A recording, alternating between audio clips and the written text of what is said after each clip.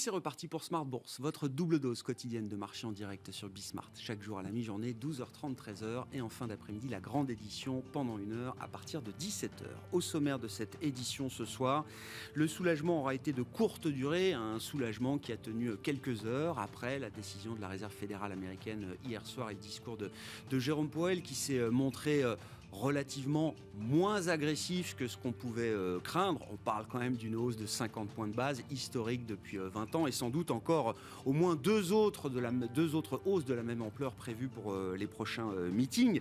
Ça, c'était la partie soulagement hier. Et puis depuis, la Banque d'Angleterre s'est exprimée à son tour à la mi-journée. La Banque d'Angleterre qui a servi la hausse de taux qui était attendue par les investisseurs mais qui évoque désormais un schéma macroéconomique relativement anxiogène, il faut le dire, peut-être poussé à l'extrême certes, mais qui montre bien le corner dans lequel les banques centrales se retrouvent aujourd'hui. La Banque d'Angleterre qui prévoit un pic d'inflation qui ne sera pas atteint avant la fin de l'année 2022. Ce pic sera de 10% au cours du 4e trimestre et surtout après cela, la Banque d'Angleterre prévoit 2 années de croissance nulle pour l'économie britannique. Quand je dis nulle, c'est du 0- pour 2023 et du 0+ pour 2024. Voilà qui a quand même calmé beaucoup d'ardeur sur les marchés. Le sterling s'effondre de 2% contre le dollar, un mouvement de réaction très très fort sur les actifs britanniques. Et puis on voit des marchés actions, alors qui étaient bien orientés en Europe ce matin et jusqu'à la mi-journée qui ont complètement rendu toute la hausse du jour et les marchés américains qui sont en train d'effacer tout le soulagement du discours de Jérôme Powell hier soir puisque le Nasdaq perd actuellement 4%. L'ambiance reste donc très compliquée sur les marchés et dans ce contexte c'est quand même intéressant de voir où vont les intérêts des investisseurs sur la partie action notamment avec le grand écart du jour sur le marché européen. Airbus versus Zalando, Airbus qui profite désormais d'un horizon qui s'éclaircit, de cadences de production qui vont devoir augmenter assez nettement pour servir la demande des entreprises clientes. À l'inverse, Zalando, qui fut un des grands gagnants du Covid, on parle du e-commerce bien sûr, dans la partie textile, mode, habillement, eh bien Zalando est en train d'enterrer justement le boom Covid avec une croissance négative de son chiffre d'affaires sur le premier trimestre, moins 1,5%. Le dirigeant de Zalando l'explique très simplement. Le problème aujourd'hui, c'est que les gens ne veulent pas consommer de la mode. C'est assez simple à comprendre. Et on voit le cours de bourse de Zalando qui a effacé effectivement tout le rallye Covid. Le cours de bourse avait été multiplié par 3 entre mars 2020 et l'été 2021. Et désormais, Zalando se traite sur ses niveaux de mars 2020. Voilà pour le panorama des marchés en cette fin de journée. Vous aurez le résumé et les infos détaillées dans un instant avec Alix Nguyen. Et puis dans le dernier quart d'heure de Smart Bourse, le quart d'heure thématique, on se posera une excellente question. Quelles sont les bonnes raisons d'investir dans les actions françaises? Et c'est Pierre Chambre qui sera avec nous en plateau, gérant chez Tocqueville Finance à partir de 17h45.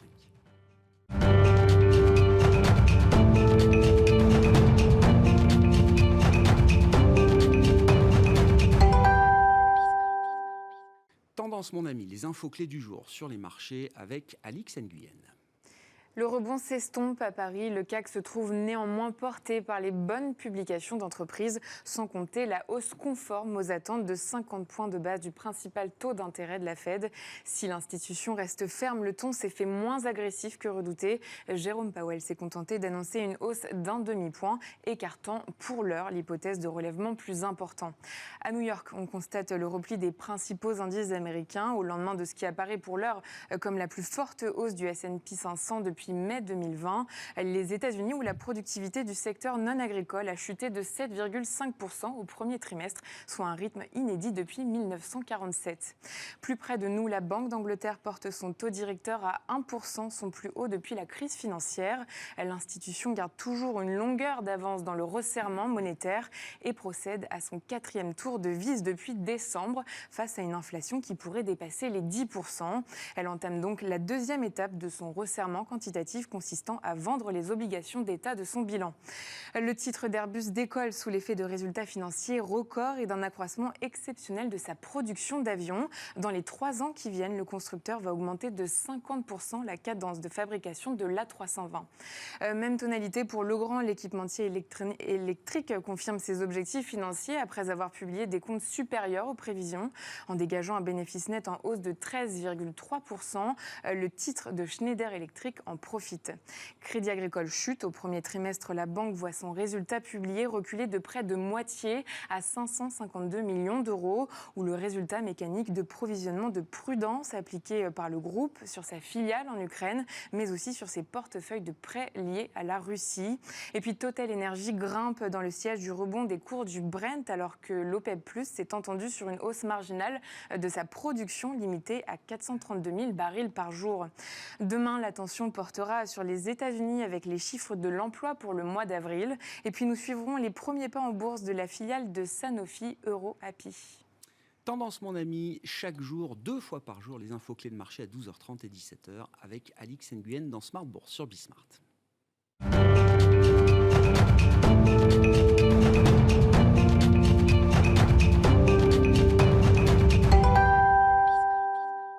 Trois invités avec nous chaque soir pour décrypter les mouvements de la planète marché. Nicolas Forest est avec nous, le directeur de la gestion obligataire de Candriam. Bonsoir Nicolas. Bonsoir. Merci d'être là. Merci à Thomas Friedberger de nous accompagner également ce soir. Bonsoir Thomas. Bonsoir. Directeur général de Tikeo IM et Esti Dweck avec nous également en plateau. Bonsoir Esti.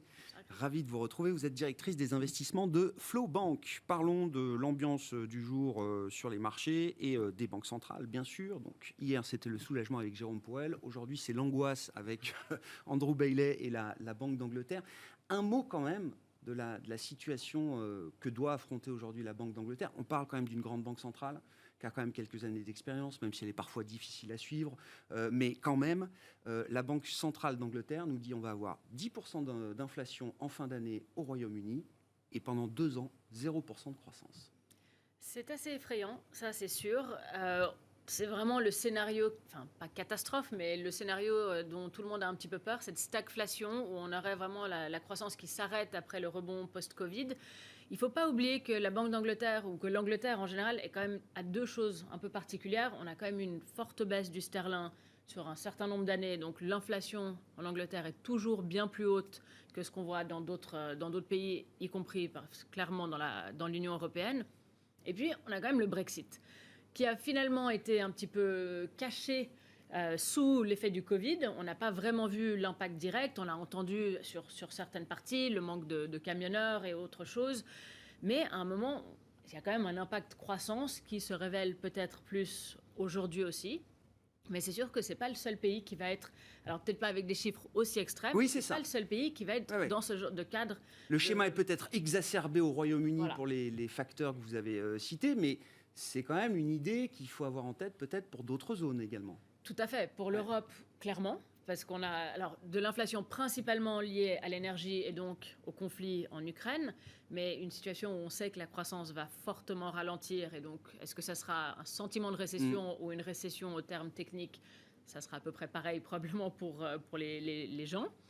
Et puis, aux États-Unis, finalement, on a quand même la croissance qui devrait rester bien plus solide, je pense, qu'ailleurs, sauf si la Fed s'emballe un petit peu trop, mais l'inflation qui risque de rester plus élevée pendant plus longtemps aussi. Je reprends le cas de la Banque d'Angleterre, Nicolas, quand on voit la réaction de marché du jour, alors, attention, ça peut être des réactions de marché de courte durée, donc je ne veux pas extrapoler ce qui se passe. Chute du sterling, gros rallye obligataire sur la partie britannique, avec des taux longs et des taux courts qui se détendent considérablement. Le marché semble dire à la Banque d'Angleterre, vu la situation que vous devez affronter, il faut arrêter de remonter les taux, ou en tout cas, il faut arrêter de penser à remonter trop fortement les taux. Oui, alors sur la Banque d'Angleterre, je serai très vigilant. Les Anglais roulent à gauche, donc on a du mal à les comprendre vue d'Europe déjà. Et on a toujours du mal un peu à décrypter quand même ce qu'ils font. Je constate qu'ils ont monté de 25 points de base, mais qu'il y a eu de l'opposition, puisqu'il y en a certains qui voulaient monter de 50 points. Il y en a quand même 2 qui voulaient rien faire. Donc moi j'ai quand même du mal à comprendre un peu visiblement au sein du board quelle est leur vision. Après, ce que retient le marché, c'est que trop d'inflation à un moment pénalise la croissance. Et on peut faire un lien assez simple partout en Europe, mais dans le monde, entre l'inflation, le taux d'inflation et la confiance des consommateurs.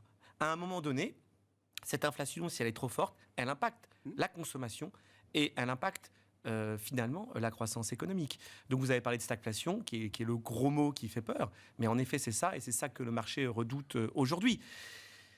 Voilà, c'est la fin de l'argent magique. Ouais. C'est la fin de la croissance magique après le Covid. On retourne dans un monde où on retire la drogue et on retire les sédatifs, et le réveil va être un peu douloureux. Quelle est la réponse monétaire quand on arrive justement à ce niveau de stagflation? Ce matin, c'était Panetta de la BCE qui constate lui aussi que l'économie en zone euro est au point mort aujourd'hui. Il parle de stagnation. Il n'a pas employé, je crois, le mot de stagflation, mais sur la partie croissance, il estime qu'on est à zéro aujourd'hui. Quelle réponse doit-on attendre des banques centrales face à cet environnement qui est plus tout à fait le même? Il n'y a plus de croissance. Alors moi, je dis toujours et je répète, je vais distinguer ce que j'aimerais ou ce qu'on aimerait de ce que nous pensons réaliste et qui va se passer. Aujourd'hui, le travail des banques centrales, c'est de normaliser les taux. Ça nous plaît ou ça nous plaît pas, il n'y a pas le choix. Qu'il y ait de la croissance ou qu'il n'y en ait pas. Mais on a vécu avec des taux anormalement bas, avec de l'argent magique et des quantitative easing gigantesques.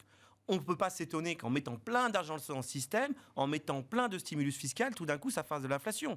C'est quand même pas nouveau, ça. Il y a eu une pandémie et une guerre au passage. Certes, je ne enfin, veux pas dédouaner totalement les banques centrales. L'équation qu'on regardait dans les années 70 disait bien quand même, à un moment donné, tout cet argent magique, ça va quelque part. Donc, bon, il y a de l'inflation. Les taux sont anormalement bas, donc ils doivent monter les taux. Aux États-Unis, l'économie, elle est booming. Disent les économistes américains, disent les gens qui sont aux États-Unis. Elle est booming. Le taux de chômage est au plus bas. En Europe, on est dans une situation différente, au Royaume-Uni aussi, mais il y a une inflation qui est galopante.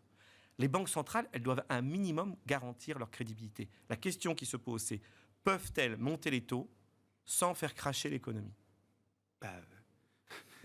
Non, là, je pose la question. Non, mais on a l'impression que même sans monter les taux, l'économie est déjà en train de ralentir. Au moins autant.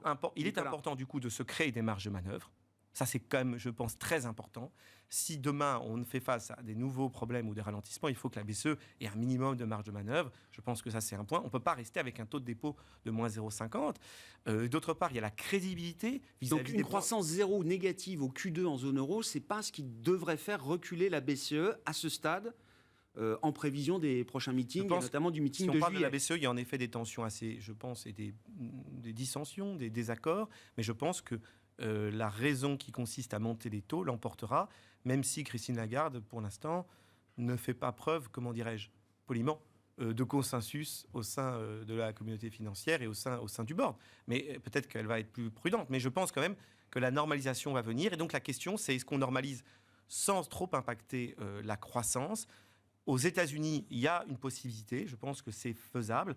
En Europe, vous avez raison de dire, il y a tellement d'autres facteurs qui peuvent conduire l'économie américaine à ralentir. Si on écoute l'allemand de Isabelle Schnabel au sein du board de la BCE, voilà, le temps n'est plus à la parole maintenant, le temps est celui de l'action.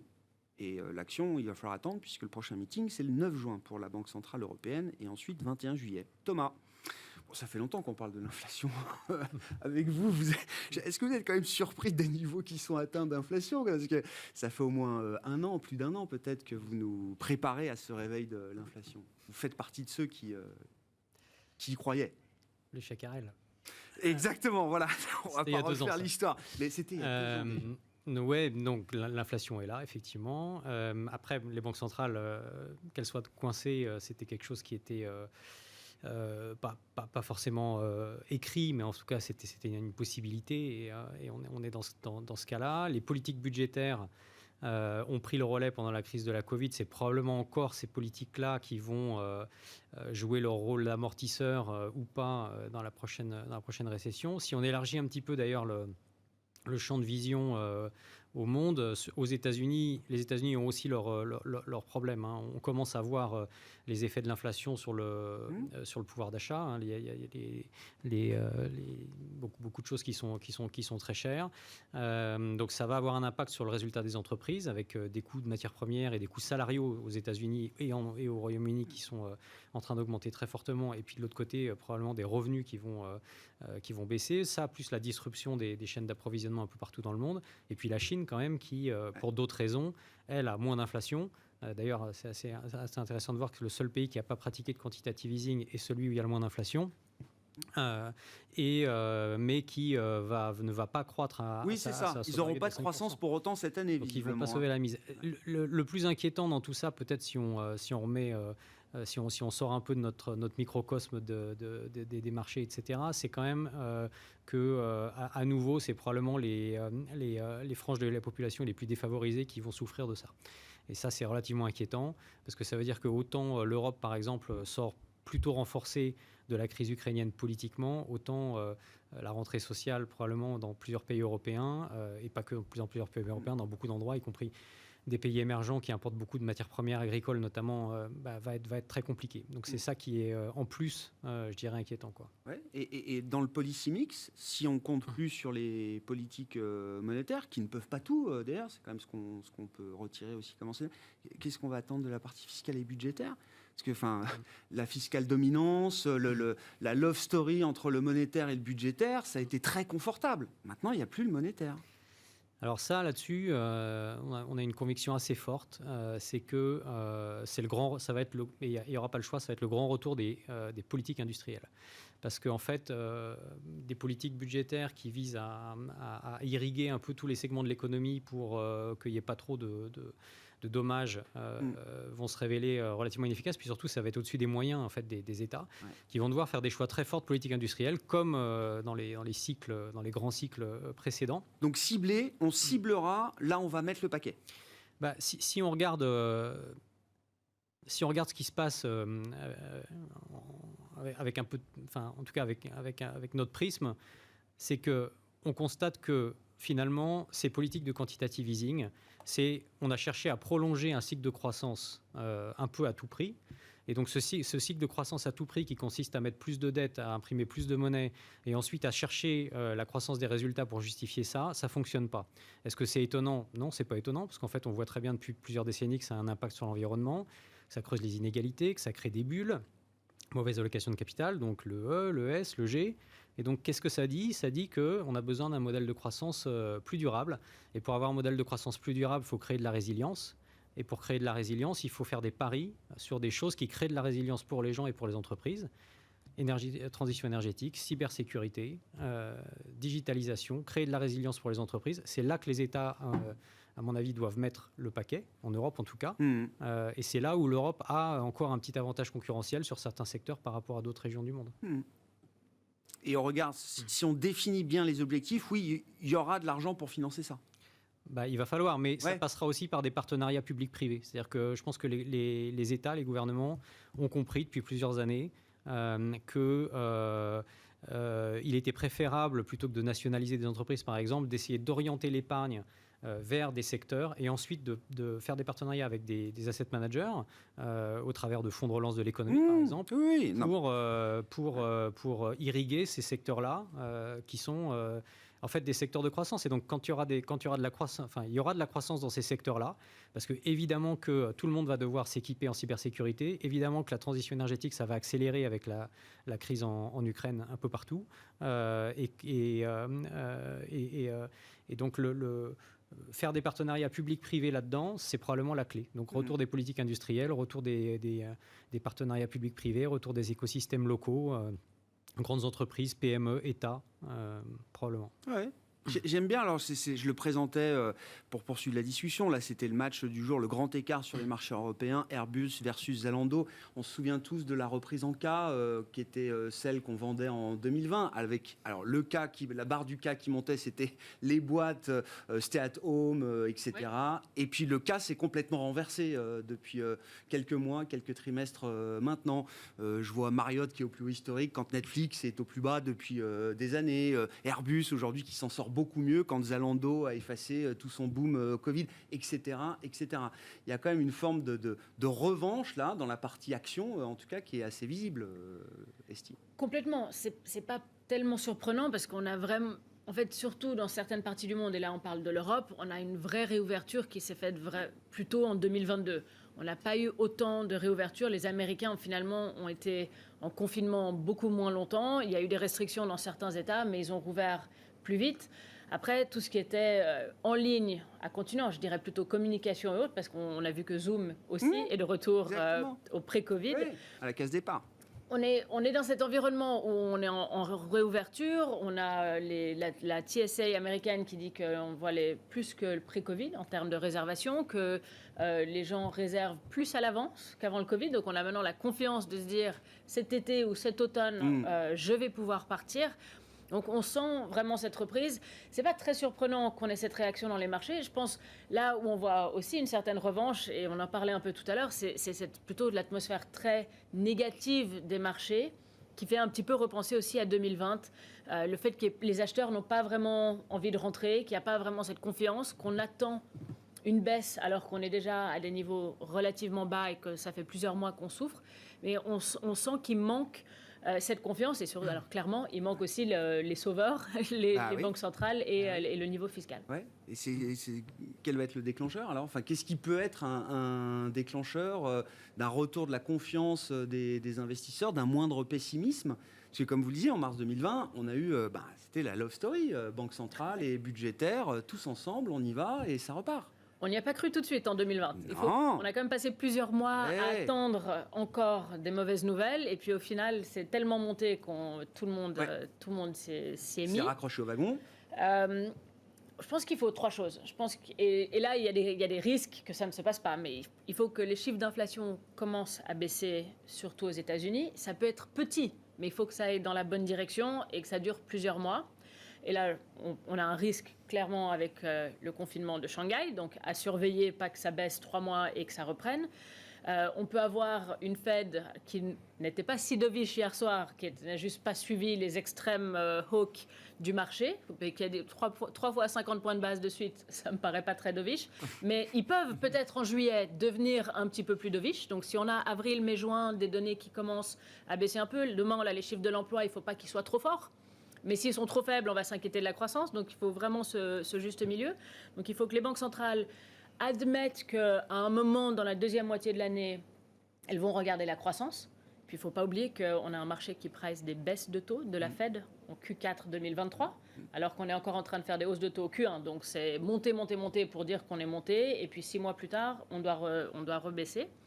Et puis, une amélioration forcément géopolitique avec l'Ukraine et la Russie qui pourrait au moins faire calmer un petit peu les matières premières, à voir si la Chine reprend et que ça s'équilibre sur les matières premières. Mais il faudrait au moins un des trois, voire les trois. C'est le mur des craintes, quoi.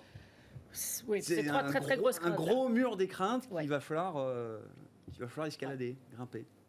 Je reviens toujours aux banques centrales, là, parce que je vous écoute, Nicolas, et j'entends effectivement dans les hypothèses que formule Esti, l'idée que tout le monde a cet espoir qu'à un moment, la Fed, l'inflation permettra à la Fed d'être un peu moins stressée, peut-être, et puis que surtout, la décélération de l'économie américaine, que tout le monde attend, fera que le focus de la Fed bascule peut-être un peu plus sur l'autre partie de son mandat, qui est celui de la croissance et de l'emploi. Mais si on a cette décélération de l'économie américaine avec une inflation qui reste, je sais pas, à plus de 5% par exemple, qu'est-ce qu'on fait? Mais la croissance américaine, elle est booming, je disais, le taux de chômage est super bas. Donc avant de voir vraiment une remontée de taux de chômage, il y a un peu de temps. Ça peut aller vite. Je pense que ça prendra un peu plus. Je pense que ça prendra du temps. Et quant à le pic d'inflation que vous avez évoqué, d'aucuns l'attendent depuis un certain temps. Et on l'a vu, et je crois que faut faire preuve de modestie collective, que la prévision de l'inflation, au moins à court terme, est une matière complexe. Mais je voudrais revenir sur ce que vous avez dit tout à l'heure sur la politique industrielle, pour faire le lien avec l'inflation. Je trouvais ça très juste. Vous avez parlé déjà le risque de l'inflation et les révoltes, la tension sociale, les pays émergents. Je souscris complètement à ce qui a été dit. Il y a un pays déjà qui en a fait les frais, c'est le Sri Lanka. Il y a d'autres pays, je pense évidemment à l'Égypte et à toute une autre série de pays. La hausse des prix de la nourriture, de l'énergie, va amener à des risques de tension et potentiellement d'événements de crédit qui sont d'ailleurs anticipés par le marché, mais c'est un point important. Et alors ce que vous avez dit, c'est oui, mais la grande réponse à ça, ça va être des grandes politiques industrielles. Ce que je trouve très intéressant. Je voulais juste apporter 2 bémols par rapport à ça. Le premier, c'est qu'il faut se souvenir qu'aux États-Unis, il y avait ce souhait de faire un grand plan d'infrastructure que visiblement, il était impossible d'implémenter. Donc j'ai l'impression qu'il y a un hiatus entre ce que l'on veut faire et ce qu'on arrive à implémenter. Et visiblement, j'écoutais un économiste américain et visiblement, c'est compliqué. Il y a toute une série de normes, les unions, il y a plein de choses. C'est pas facile à faire. Donc est-ce qu'on peut y arriver vraiment? Et la deuxième chose, c'est que si on y arrive, et par rapport à ce que vous avez dit sur l'aspect énergétique, l'implication de ça, c'est pas forcément moins d'inflation. Parce que cette transition énergétique, en tant que telle, est inflatoire. Du coup, on reste, et je fais le lien avec ce que vous avez dit, j'essaie de faire le lien avec les deux, peut-être qu'il y a l'inflation qui peut baisser, certes, mais elle baisse pour aller où?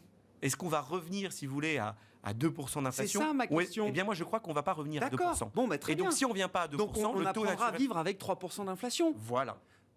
D'accord. Donc ça veut dire qu'à un moment, la Fed va s'arrêter. Oui, certainement. Le but n'est pas de revenir à 2% d'inflation.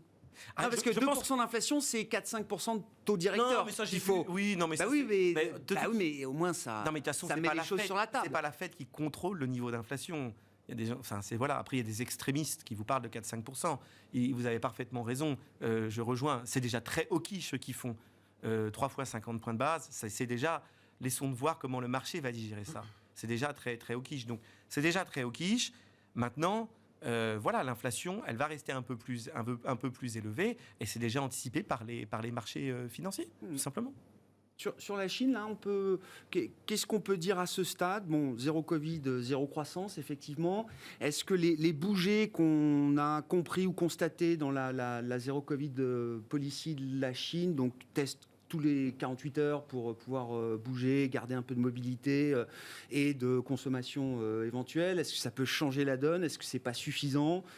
Parce que l'équation est assez simple. Enfin, tous les efforts de relance et toute la volonté de relance, c'est très bien. Mais si effectivement il y a Shanghai confiné et pourquoi pas d'autres demain, ça rend quand même l'efficacité des mesures très limitée. Alors, ce qu'on a vu, c'est pas forcément le comment, et je pense pas qu'ils vont alléger les règles. Ils ont vraiment, ils y tiennent à ce zéro Covid. Il y a une question de crédibilité. Oui, c'est il y a une confirmé par le question bureau de fierté. politique. Oui. Là, dans l'ordre, ils ont dit d'abord zéro Covid, ensuite croissance économique. Donc, les priorités, elles sont très claires. Ce qu'on a vu, et j'ai un blanc sur le nom de la ville, avant Shanghai, ils ont commencé à confiner, à tester beaucoup plus tôt, des 6-10 cas. Shenzhen peut-être, je crois qu'il y a eu des confinements à Shenzhen. Et en quelques semaines, ils ont pu faire ça beaucoup mieux, alors que Shanghai, ils ont attendu beaucoup plus, et forcément avec Omicron, on s'en sort pas. La Beijing, alors c'est peut-être un peu plus psychologique que vraiment pratique, ils essayent de faire ça, de s'y mettre plus tôt. Maintenant, est-ce que ça aide quand on voit Omicron, quand on voit maintenant qu'on a les sous-variants 4 et 5 qui sont encore plus... contagieux, ça paraît compliqué. Et puis c'est vrai que pour le moment, ils parlent beaucoup de relance économique et d'importance.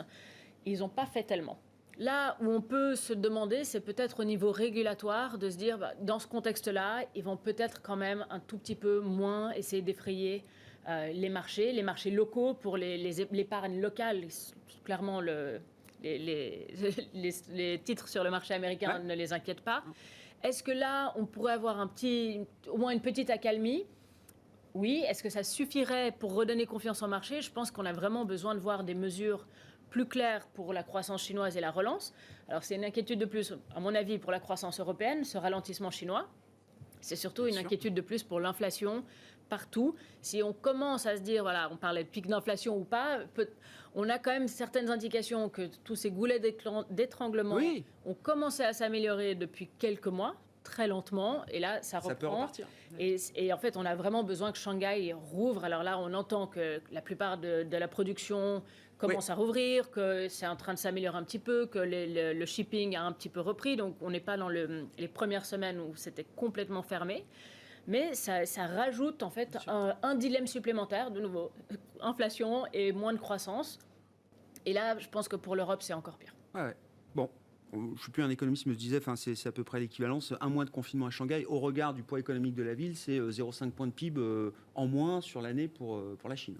Donc ça va vite, ça se dégrade. Oui, on a déjà sur Wall Street, on a des attentes à 4,2, 4,3 au lieu de 5,5. Et puis plus les semaines passent, je pense que Est-ce qu'ils vont afficher un chiffre à 4 ou en dessous? Non.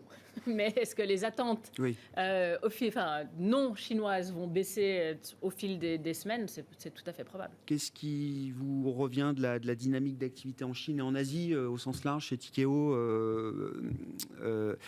Thomas, pardon, j'ai un petit truc qui m'a fait marrer, enfin marrer non, mais depuis 2 trimestres, la croissance du Vietnam, par exemple, supérieure à celle de la Chine. En fait, il se passe ce qui se passe un peu partout ailleurs dans le monde, c'est-à-dire que ça disperse, il y a de la dispersion partout. La Chine, déjà l'objectif de croissance chinoise à 5%, c'est l'objectif le plus bas depuis, je crois, le début du 21e siècle. Donc, 5,5. 5,5, pardon. Non, mais même ça, c'est quand même le plus bas. ça reste le plus bas. Et donc, on le fera probablement pas.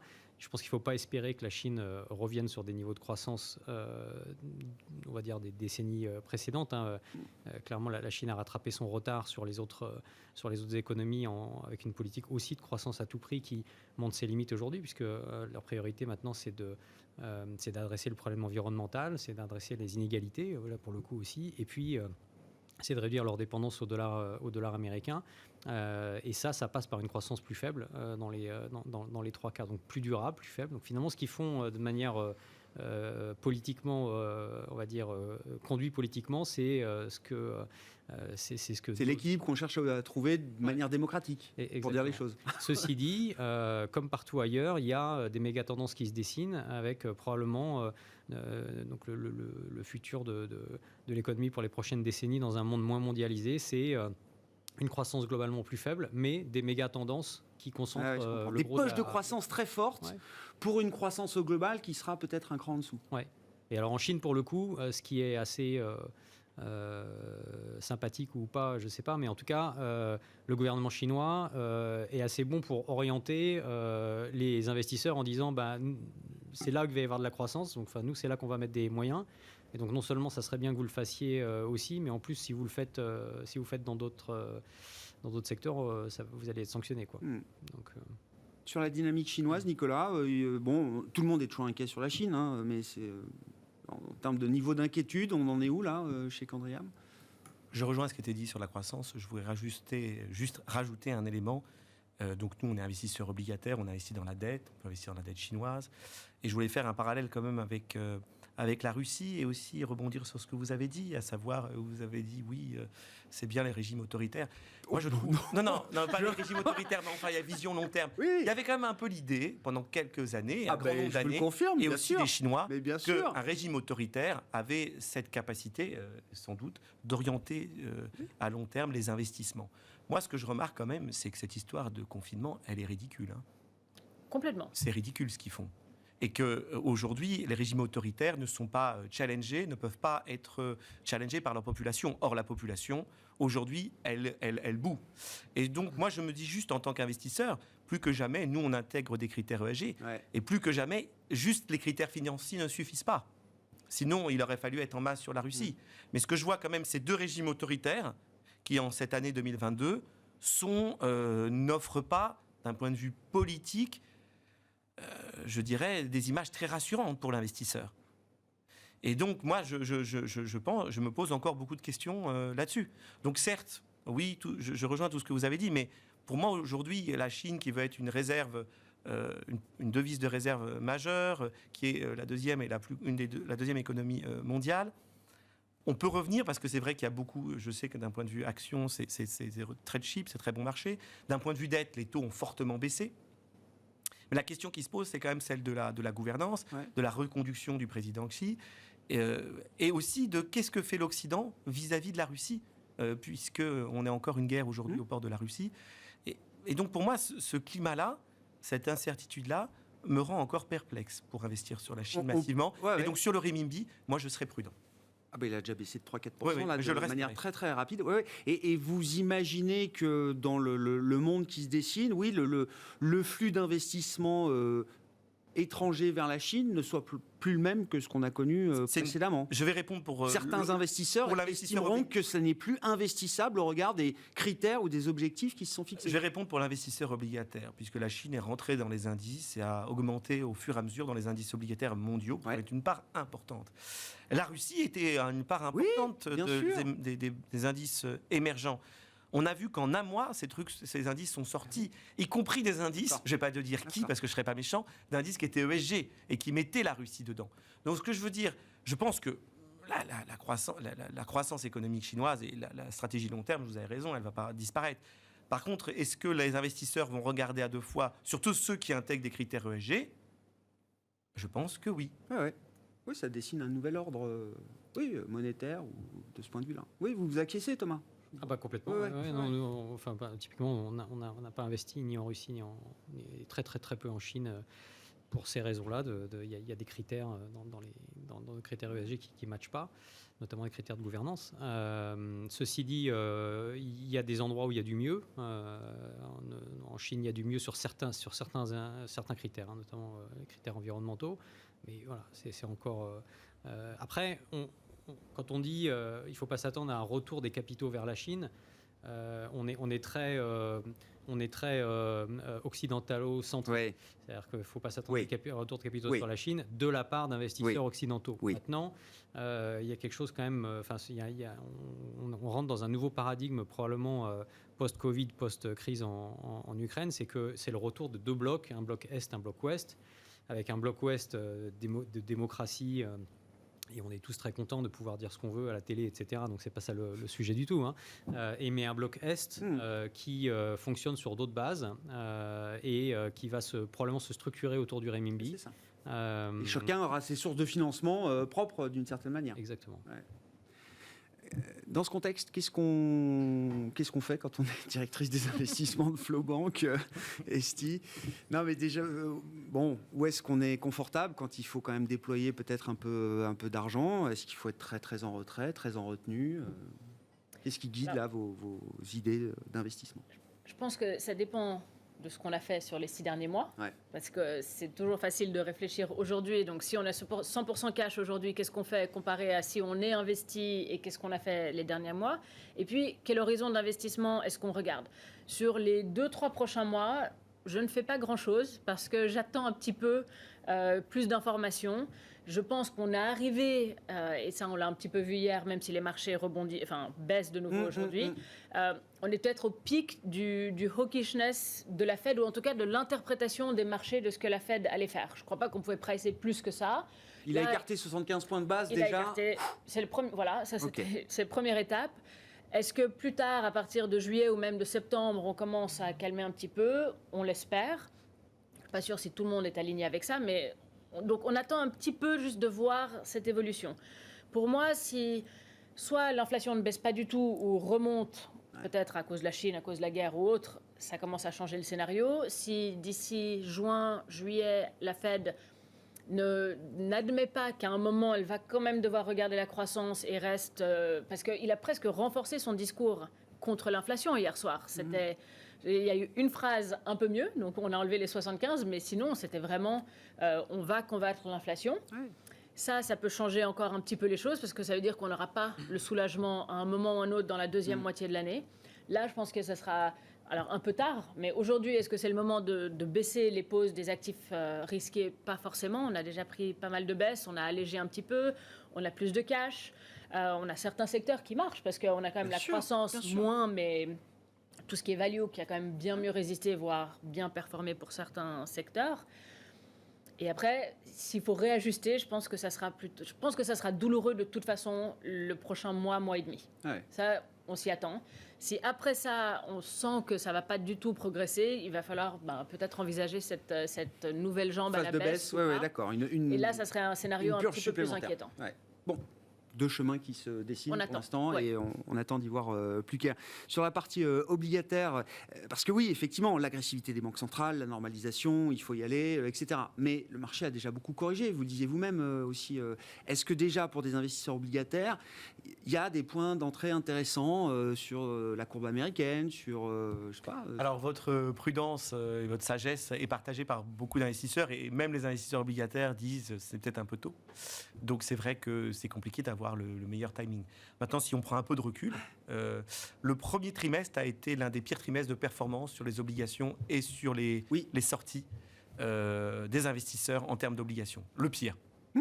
Aujourd'hui, pire on a que les actions même. Oui, Enfin, oui, pire que certains indices tout à fait. actions. Hein. Oui. Donc, ça, c'est le point 1. Le point 2, c'est qu'aujourd'hui, on a des yields, des rendements à maturité qui commencent à être attractifs. On peut avoir du 6, du 7% aux États-Unis.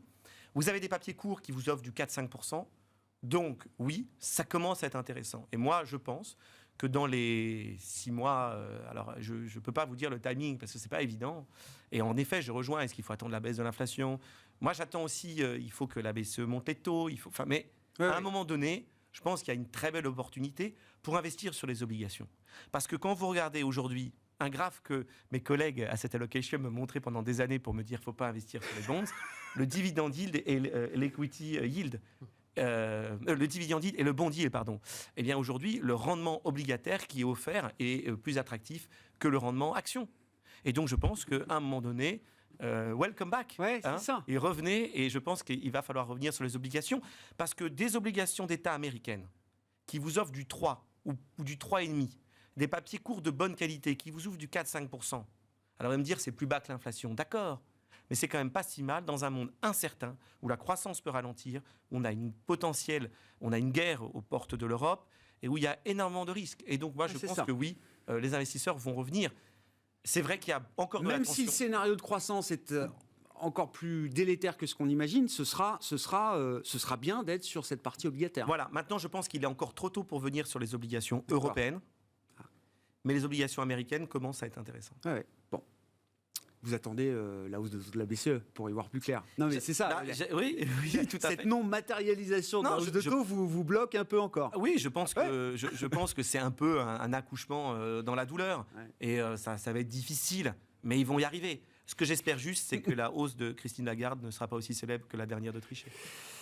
Chaque fois, c'est en juillet. 2008, 2011, on verra. 2022, il y a un meeting le 21 juillet. Bon, sur la partie investissement, est-ce qu'on est toujours, comme depuis 2 ans chez vous, concentré sur l'idée inflationniste, avec tout ce que ça implique, matières premières, on l'a vu, être à l'écart de l'obligataire, etc. Ou est-ce que cette idée-là, je ne sais pas, elle est un peu plus mitigée aujourd'hui C'est pas être à l'écart de l'obligataire, parce qu'on c'est juste être sélectif. Donc, encore une fois, cette dispersion, est la bienvenue, on va dire. Mais clairement, si on prend d'ailleurs juste sur les 6 derniers mois sur le marché du yield, parce que c'est plutôt là où on est, c'est même là où on est actif chez Tikehau, on a eu un doublement du rendement de l'indice à yield européen entre septembre 2021 et aujourd'hui. Donc on est passé de 2,30 à 5,50, je crois, quelque chose comme ça. Donc, ça devient intéressant. Ouais. Aux États-Unis... c'est quoi ? C'est des rendements qui correspondent à des moments de stress qu'on a déjà connus dans le passé ? C'est déjà... Oui, ouais, c'est un mix de liquidité qui est pas très bonne, de stress. Alors, nous, on reste toujours quand même très prudent sur la duration. On ne sait pas trop. Par contre, le risque de crédit... Alors, il n'y a pas eu en plus d'événements de crédit particuliers, parce que les entreprises ont été quand même très soutenues pendant la crise de la Covid. Donc ça s'est fait sans événement de crédit particulier. Donc ça veut dire que c'est uniquement un effet taux pour l'instant. Donc c'est pour ça qu'on reste encore assez méfiant. Mais ceci dit, il y a des opportunités sur les stratégies duration courte, par exemple, avec un portefeuille majoritairement investment grade. Vous arrivez aujourd'hui à faire du 3% avec une duration de 0,7. Ça, c'est intéressant, mais à condition d'être sélectif. Et aux États-Unis, c'est pareil. On parlait tout à l'heure, le nombre de... Oui, sur le high yield américain, oui, c'est ça. Ça, donc c'est l'encours qui traite à moins de 70% du pair, donc ce qui est une des définitions du distress, a doublé depuis le début de l'année, là, pour le coup, depuis le 1er janvier. D'accord. Donc là aussi, quand on est sélectif, il y a des choses à faire. Ouais. Sur les classes, il nous reste 1 minute, mais je voulais qu'on dise un mot des classes d'actifs alternatives, type private equity. Là aussi, Tikeo, vous êtes présent là-dessus. Il faut attendre. On voit. Alors, l'avantage des marchés liquides, c'est qu'on voit l'ajustement des prix seconde par seconde. Dans le private equity, moins. Il faut attendre un ajustement aussi des prix, des leviers, des valos. Oui, le private equity n'est pas en lévitation au-dessus du cycle. L'augmentation des taux va comprimer les multiples. Et puis, les résultats opérationnels des sociétés vont souffrir de l'augmentation des coûts, la baisse des revenus, etc. Donc, ça sera pas différent. C'est juste que les gros avantages, on trouve, du private equity, il y a aussi des inconvénients, mais le gros avantage, c'est quand même la puissance de la due diligence. C'est-à-dire que quand vous faites un deal de private equity, vous avez plusieurs mois d'études approfondies de la société que vous ne pouvez pas forcément faire sur le côté, en tout cas pas aussi approfondi. Et puis ensuite, c'est la capacité à apporter pas seulement du capital, c'est-à-dire que vous apportez du capital, mais vous apportez aussi de l'expertise, du réseau, qui est plus compliqué à faire dans le côté. Et puis, c'est comme dans le côté, c'est-à-dire qu'il y aura probablement une concentration de la croissance sur des méga tendances. Donc, il faudra juste bien choisir ces... On financera plus les mêmes choses avec le private equity, quoi. Probablement. Ouais. Merci beaucoup. Merci à vous trois d'avoir été les invités de Planète Marché ce soir. Thomas Friedberger, directeur général de Tikeo IM, Nicolas Forest, directeur de la gestion obligataire de Candriam, et Esty Dweck, directrice des investissements de Flowbank, étaient avec nous en plateau ce soir.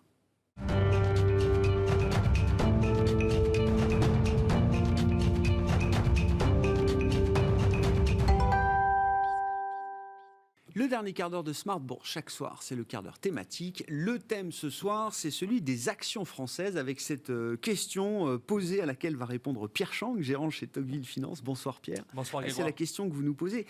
Pourquoi investir dans les actions françaises ? Autrement dit, quelles sont les bonnes raisons d'investir dans les actions françaises ? Et je trouve que c'est une très bonne question. C'est vrai que quand on pose cette question, ça fait un petit peu du vu et revu, mais nous on pense que la France, c'est un thème d'avenir en fait. Investir sur les valeurs françaises, c'est un thème d'avenir. Parce que c'est vrai qu'au cours des dernières années, ce qu'on voit, c'est que les investisseurs finaux, les particuliers, c'est vraiment ceux qui alimentent en épargne toute l'industrie de la gestion d'actifs, veulent donner du sens à leurs investissements. Donc ça, c'est bien identifié maintenant. Et au-delà même de la performance, pour certains, l'une des priorités, c'est donner du sens. Alors, on a beaucoup parlé d'environnement, de technologie, etc., de technologies d'avenir, du futur, etc. Mais ça, ce sont des thèmes aujourd'hui qui commencent un peu à vieillir de notre point de vue. Et donc, même si ce sont des thèmes qui restent d'actualité, aujourd'hui, ces spécialités performent un peu moins ces derniers temps, même si elles ont bien performé dans le passé et qu'elles ont sans doute encore du potentiel pour l'avenir. Mais d'autres thèmes, selon nous, vont venir alimenter cette gestion thématique, et la France est un de ces thèmes. Alors comment donner du sens en investissement? Oui, parce que moi ça ne me suffit pas, je veux donner du sens, mais pourquoi spécifiquement à travers les actions françaises? Qu'est-ce que ça m'apporte justement? Exactement, donc déjà le sens, c'est vraiment venir en soutien des entrepreneurs qui créent de l'emploi vraiment à côté de chez vous, dans votre région, dans votre pays déjà, ou même dans l'Union européenne. Déjà ça, c'est une manière de soutenir le tissu de production locale, déjà premièrement. Également, je veux dire, venir soutenir des dirigeants de multinationales qui sont gérés de la France par des Français, mais qui ont aussi vocation à faire rayonner un peu le savoir-faire français international. Donc ça c'est une manière de donner du sens à son investissement, selon nous. Mais après, bon, effectivement, au-delà de donner du sens, il faut aussi une histoire. Il faut une histoire boursière aussi. Ben oui, c'est ça. Il faut une vraie opportunité. Exactement. Et c'est là où ça devient plus intéressant, je veux dire, où ça prend plus de sens. C'est vrai que ce qu'on a vu c'est vrai qu'en ce moment, on dit la France, il y a un peu de French bashing, mais je dis aujourd'hui, mais depuis 30 ans maintenant. Et c'est vrai qu'on voit tous nos agrégats économiques, le chômage, la dette, le déficit, tout ça se dégrade d'année en année. Il y a une espèce de consensus. Vous demandez, poser la question à quelqu'un dans la rue, elle va vous dire la France, les 2/3 des Français sont négatifs sur l'avenir de la France économiquement. Donc il y a cette mentalité. Voilà. Alors nous, ce qui nous intéresse, c'est que depuis Sarkozy, Hollande et maintenant Macron, tous ont commencé à se pencher véritablement sur la compétitivité française. Et c'est vrai qu'il y a des choses qui ont été mises, notamment François Hollande avec le CICE, ça a été vraiment... Donc c'est un dispositif pour renforcer la compétitivité des entreprises. C'était pratiquement 20 milliards à l'époque, donc c'est quand même un dispositif significatif. Et à partir de ce moment-là, on a vu sous Macron, déjà au début du mandat du premier quinquennat de Macron, on a commencé à voir les premiers agrégats commencer à se stabiliser, même pour certains repartir. Et aujourd'hui, par exemple, on a un chômage aujourd'hui qui tourne autour de 7%, sans doute, actuellement, au moment où on parle. Oui. Et c'est un chômage qu'on avait au début des années 80. Vous voyez.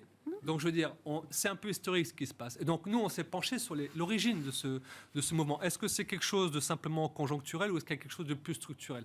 Et selon nous, on est un peu un moment. Donc, c'est vrai que ce qui est intéressant, c'est qu'on peut dire pourquoi la France, pourquoi pas l'Espagne, etc. Alors, il y a des cas d'école en Europe, sur le continent, de pays comme ça qui étaient identifiés comme des pays faibles économiquement, qui sont totalement transformés. C'est vrai qu'il y a l'Angleterre de Thatcher qui a fait ce genre de turnaround, de retournement, mais surtout le cas d'école, c'est l'Allemagne de Schröder, en fait, début des années 2000, où en fait on a un gouvernement qui a mis en place des réformes structurelles, notamment sur l'emploi avec les réformes Hart, qui ont redonné la compétitivité au pays. Alors c'est vrai que quand on regarde les taux de chômage de l'Allemagne, sous Schröder, ça continue un peu à monter. Une fois que ces réformes rentrent dans le vif de l'économie, on voit le chômage qui baisse et qui, en une dizaine d'années, on arrive au plein emploi. Donc, de notre point de vue, c'est exactement ce qui est en train de se passer en France. Quand on dézoome un petit peu, parce que c'est vrai que le bruit politique permanent parfois nous fait perdre un peu Mais vous dites, quand on dézoome, oui, la France fait le job. Ça se fait parfois difficilement, c'est peut-être pas visible tout de suite, mais quand on cumule comme ça les 2-3 dernières mandatures, vous dites oui, il y a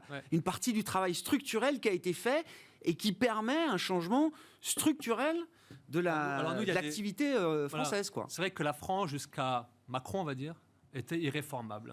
Les syndicats avaient le pouvoir dans la rue. Et c'est vrai que, par exemple, la privatisation des métiers de la SNCF ont été pour nous des signaux vraiment forts. On a vu Macron qui a fait plier les syndicats à plusieurs reprises. Et ça, pour nous, ça veut dire qu'aujourd'hui, l'opinion française est prête à reprendre de la compétitivité. Et quand Macron baisse l'impôt sur le revenu, l'impôt sur la société de 33% à 25%, pour nous, c'est game changer. Donc, je le premier étage de la fusée, ce sont des réformes structurelles. Voilà. Et donc là, aujourd'hui, sous le mandat de Macron, on a baissé les impôts de 50 milliards. Et là, on se projette encore pour 10 milliards supplémentaires. Ce sont nos réformes Hartz à nous. On a choisi le levier fiscal parce qu'on a les réserves, les prélèvements obligatoires les plus élevés d'Europe. Donc, c'est normal qu'on les baisse. Et ça, pour nous, c'est vraiment game changer. Moi, je veux investir dans des leaders. Et aujourd'hui, le terrain, c'est la planète. Ou en tout cas, je veux investir dans des boîtes qui sont effectivement leaders dans leur secteur, dans leur thématique.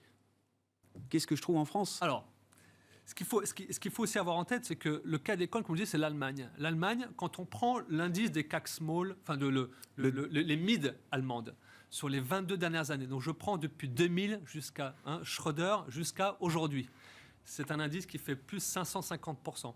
Si on prend l'équivalent européen, c'est plus 280%. Vous voyez ? Et ça, c'est le reflet boursier de ce que vous avez décrit des réformes structurelles. Mais pour avoir une success story à l'allemande, en fait, il faut que les étoiles s'alignent. Donc, le premier étage, ce sont des réformes structurelles. Être compétitif dans son propre prix, avoir des expertises. Deuxièmement, il faut un contexte macro favorable. Or, l'Allemagne a profité de la mondialisation avec le réveil des pays émergents. Voilà. Aussi, la mise en place de l'euro en Europe a aussi favorisé l'économie allemande.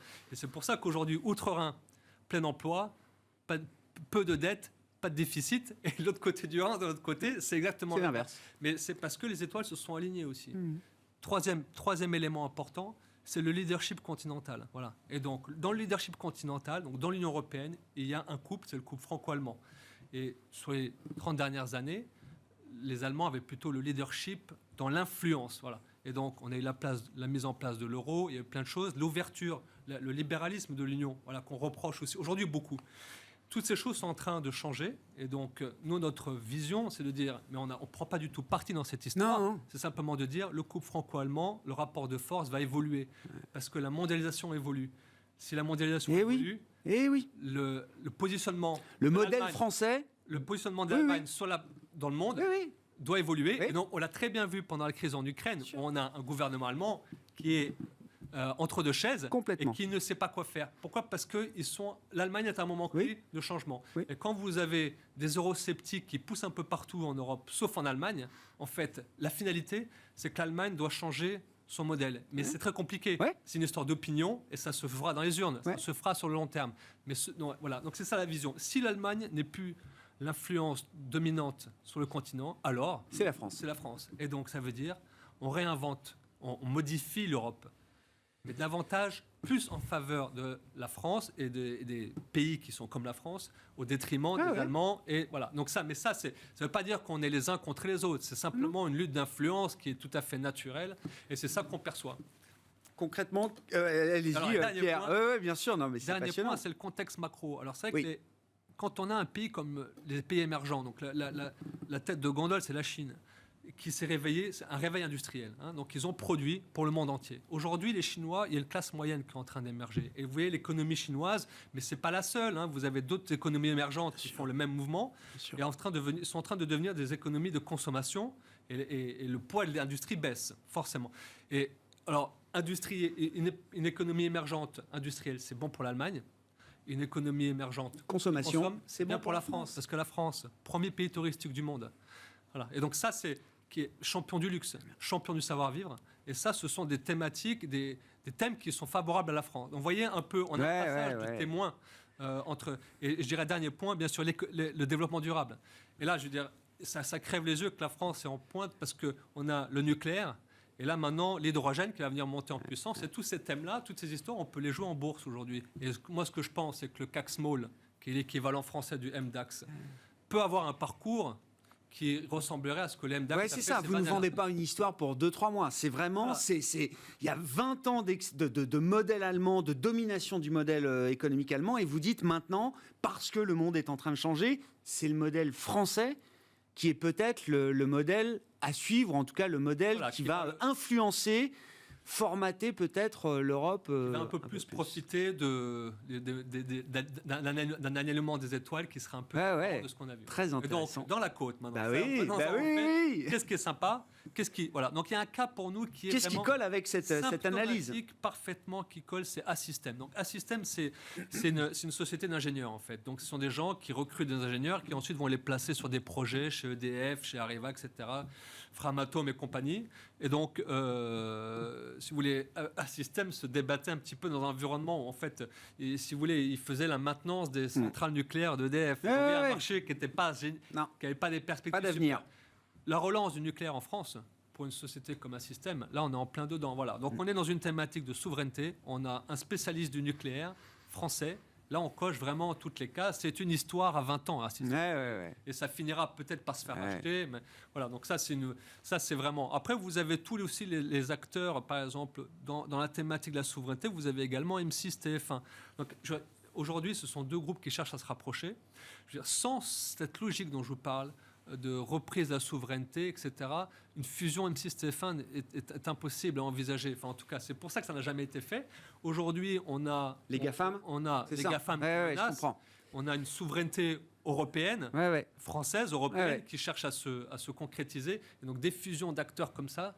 un grand groupe de médias, de communication... français, voire européen, c'est quelque chose effectivement qui rentre dans cette idée stratégique de souveraineté. Exactement. Ensuite, il y a bien sûr quelques valeurs hydrogènes dans la côte française. Donc vous avez bien sûr McPhy, HRS, Hydrogène de France, dans une moindre mesure également la Française de l'énergie, qui extrait du gaz dans les anciennes mines de houille dans le nord de la France, qui extrait du gaz et qui le remettent dans le réseau. Donc ça aussi, tout ça, ce sont des sujets de souveraineté. Bon, bien évidemment, vous avez tous les acteurs du luxe. J'en parle même pas. Oui, c'est évident. Ça, on les connaît, ceux-là. Oui, bien sûr. Eux vont surfer là-dessus encore pendant longtemps. Je veux dire, d'ailleurs, si l'an dernier, le CAC 40 a largement battu la plupart des indices mondiaux, c'est en particulier grâce au luxe. Vraiment, là, on a bien sûr LVMH, Hermès et Kering qui sont... Rémi Cointreau, bien évidemment, aussi. C'est fantastique. Il faut qu'on s'arrête. Le tourisme. Vous avez cité le tourisme. Ah, bien sûr, Accor. Alors, Accor. Donc, bon, ce qu'il faut savoir... 20 secondes. Accor va profiter de ce rayonnement français à l'avenir. Je pense, tout à fait. Merci beaucoup, parce que là, c'est vraiment une vision long terme que vous apportez. C'est pas juste la mode des actions françaises. Non, c'est quelque chose de structurel que vous avez en tête. Et merci d'être venu partager avec nous cette conviction. Pierre Chang, gérant chez Tocqueville Finance, qui était avec nous dans le quart d'heure thématique de Smart Bourse ce soir.